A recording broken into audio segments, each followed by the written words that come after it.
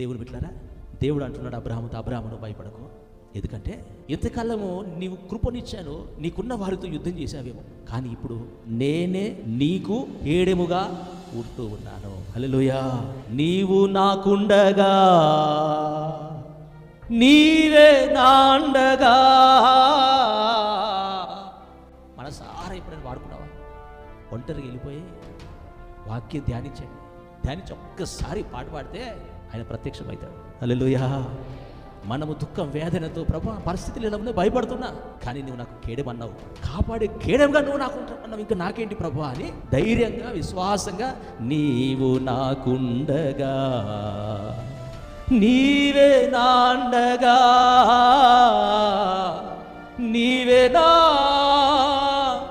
ఓతులకి వెళ్ళి ఒక్కసారి పాడు చూడు.